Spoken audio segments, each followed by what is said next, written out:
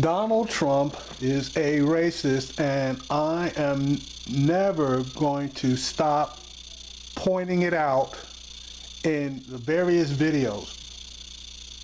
None of them the same, all with specific themes. This particular one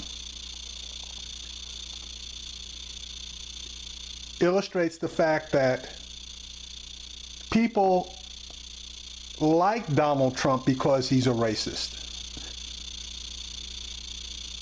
And I know that may surprise some people that I would state that, but this particular clip is going to give you an illustration of a person who's the head of a Donald Trump Super-Pac that, after being asked several times, acknowledges that she likes Donald Trump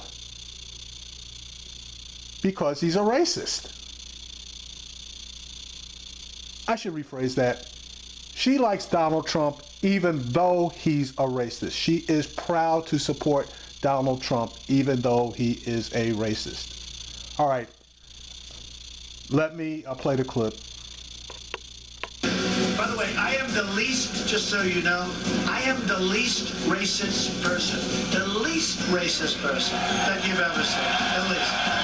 I mean, give me a break. But they're saying, is Donald Trump a racist? I am the least racist person that you've ever looked at. Believe me. All right, there. Everybody in that audience must have been blind and wheeled in there, sat down, and then miraculously received their sight if Donald Trump is the least racist person that they've ever seen. Jesus. The million-dollar question, can Donald Trump pivot? Joining me now, Hugh Hewitt, NBC News, MSNBC political analyst and host of the Hugh Hewitt Show on the Salem Radio Network, and Kathryn Serkes, co-founder of the Women For Trump Super-Pac. Thank you both for being here. And I want to start with where we ended in that clip, which was a recent Donald Trump rally, in which this is supposed to be Donald Trump 2.0, the pivoted Donald Trump. And I want you guys to listen one more time to this clip in which he's going after Elizabeth Warren. Take a listen. Okay, really quick. If you look up over Donald Trump's right shoulder, you'll see a little boy there, and he's going to give an Indian hoop sign with his hand over his mouth, and then the crowd is going to give a little whoop as well. I just wanted to point that out to you before it occurs. Pocahontas. I'm doing such a disservice to Pocahontas. It's so unfair to Pocahontas. But this Elizabeth Warren, I call her goofy. Okay, now, I don't know if you could hear it, so, Kathryn, I want to play it one more time so you can hear the audience's reaction when he calls Elizabeth Warren Pocahontas. Just listen one more time, but we boosted a little bit the audio so that you could hear the audience's reaction to him. Take a listen. You know, Pocahontas, I'm doing such a disservice to Pocahontas. It's so unfair to Pocahontas. But this Elizabeth Warren, I call her goofy. Okay, so Kathryn, I don't know if you could see the little boy over Donald Trump's shoulder who does this with his hands, and you can hear the audience doing sort of a whoop, like a fake sort of war cry. Now, I'm going to be honest with you. I didn't hear the fake war cry, so let's just call it the way it is. Maybe it was there, but honestly, I really didn't hear it. So I'm just trying to be completely above board. What's the reaction that Donald Trump is bringing out in his audiences now, post-pivot? If that is the reaction that Donald Trump is bringing out in his audiences, is this somebody that you, Kathryn, are proud to potentially have as president of the United States? Well, I think what we need to take a look at is how do we define presidential these days? Is it presidential to slut-shame the victims of your husband's sexual hold on a second, Kathryn, I asked you a very specific question. It's a very simple question. It's a yes or no. You looked at Donald Trump, you heard the way he just described Elizabeth Warren as Pocahontas again, got the crowd whooped up and doing a fake war cry, and one little boy even mocking Native Americans with what he did with his hands. Are you proud to have that as your president? Donald Trump didn't do it, the crowd did it. But he is the one who is whooping that up. Are you proud of a president that calls a sitting United States Senator Pocahontas? Are you proud of that? Just you personally. I am proud of a man who's going to lead our country. Yes, I am. You're proud of that. Okay, all right. I said I'm proud of a man who is going to lead our country. You're proud of that man, that specific man, Donald Trump. You're proud of what you just saw. That as president. You are. Okay, I trust him as a strong leader. You've answered the question. All right. Hugh, my friend, you have been members of the... All right. So it took her, I guess, 3 shots at it. But, and that woman knew exactly where Joy was going, and she tried to duck around it. But she's not as good as Katrina Pearson. But again, that's basically it. Donald Trump is hitting a piece of America, quote unquote, an ugly, quote unquote, piece of America that has always been there and continues to be there. It's just like, you're walking above the street and there's a sewer below you. Now, you know that there's a sewer below you, but you don't think about it, you don't pay any attention to it because you're not walking through it and you can't see it. But as that sewer gets bigger and bigger and more crap runs through that sewer and there's less and less of a filter, you start smelling that sewer. And as that smell gets stronger and stronger and stronger, ultimately you have to acknowledge that sewer. That's where we are right now. There's always been an undercurrent of racism within this country. In the South, one might, and I say might, argue that it was more overt. But I have to tell you, in my travels throughout the country, I can honestly say that the overtness of racism in the South has diminished. It's still there, but it has diminished.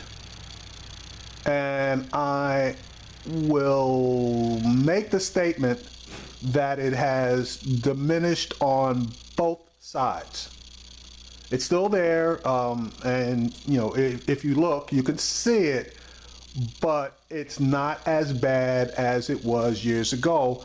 And I want to think that more people in the South are coming to respect the other side. Now, the politicians, just get rid of those guys because they're going to pander to whatever group they need to pander to. So get rid of the politicians. But I'm talking about the everyday guy, with a family, going to work, hopefully has a, nice home, etc., etc. Pressure's not on him to be as racist as might possibly be portrayed. Now in the North, it's another completely different story. In the North, it's more covert. Okay, nobody is basically going to jump in your face, slap you across the face with it, but they're going to slip it in with a little butter, with a little grease, with a little oil. They're going to slip it in. They're going to basically smile in your face and basically stab you in the back. That's the type of racism that you're going to see primarily up in the North, okay? And the level of respect isn't there, is what I'm going to say. But this woman has swallowed the Donald Trump Kool-Aid, and she enjoys it, but for her to accept it means that there was something there.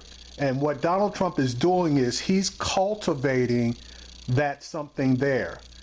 And he is being more out front with it so that people feel they now have a greater license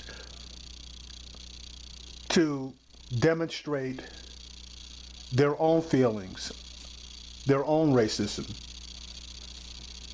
Okay? I mean, if it's there, it's there. And you know something? It might be a better deal all the way around for all of these feelings to finally get out in the open and not be covert, to be overt, so that they can actually be addressed. Because as long as they're in that sewer, and that sewer has a great filtration system, you're never going to smell anything. But once you start smelling something, you're going to sooner or later have to do something about it, one way or the other. But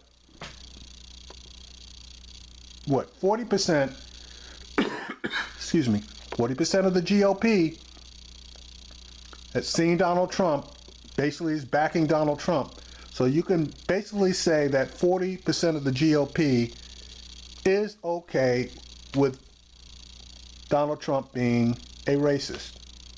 Now, obviously, I'm concerned about him being racist against black people, but honestly, I'm just as concerned about him being racist against people sharing the faith of Islam, people of Hispanic heritage, people of Asian heritage. You haven't heard a lot about him disparaging Asians, but he has. Native Americans. Donald Trump is basically an equal opportunity racist. He's hit pretty much every group that you can think of other than his own. So anyway, those are my thoughts on this subject. Obviously, you're going to have yours. Any comments? Respectful? Fine. When you start throwing out insults, your comments will be deleted and you will be muted and blocked. Have a good day.